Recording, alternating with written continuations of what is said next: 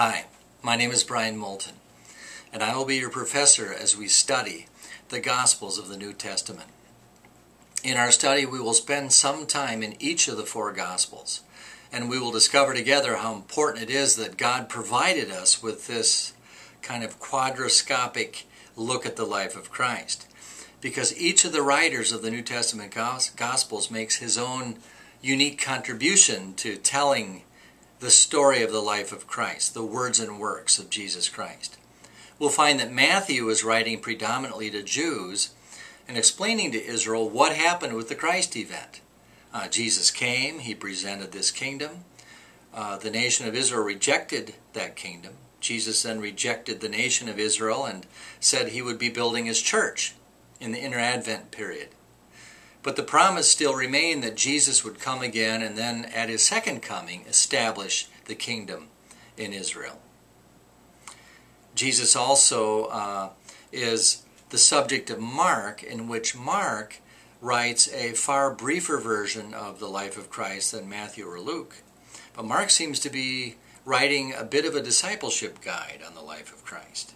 And we'll see that Mark is moving here very rapidly through the different vignettes, the different stories in the life of Christ. Luke is the longest of the Gospels, and he has a large section in the middle called the travelogue, most of which is containing material that's unique to Luke. Well, that's the synoptic Gospels, Matthew, Mark, and Luke. Those three see the life of Christ in a similar way. But then along comes John. John comes 30 years later, and 92% of the Gospel of John is unique to John. And so there will be a lot of new information to be studied in that book in our course. We'll have assignments to do that will be due each week. That will be part of our discussion each week. So I'll keep you busy doing some valuable studies and maps and maybe even a chart, things like this that'll help you grow in your understanding of the Gospels beyond just what I teach you or the textbook. A little bit about myself. I grew up in Minnesota. Grew up in a non-Christian family, but a good family, a church-going family.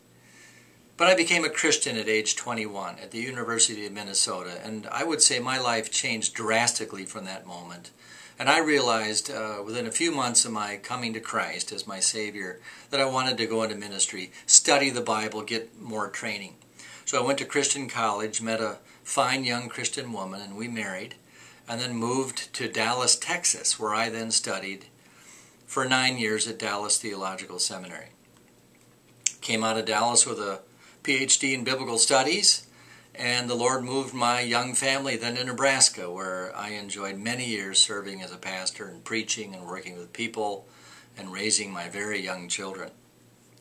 Well, once you know it, the Lord then in the year 2000 prompted me to move to Southern California to begin teaching at San Diego Christian College, and so my family's been in California for all these years since the year 2000, and we have enjoyed living in California. My children have flourished, and we just thank the Lord for all of the life experiences we've had, living in all these different states and meeting all kinds of different people around the United States.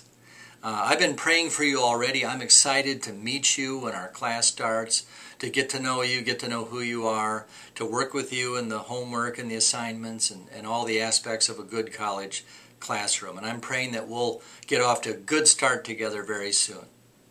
So may God bless you in your ongoing studies at San Diego Christian College.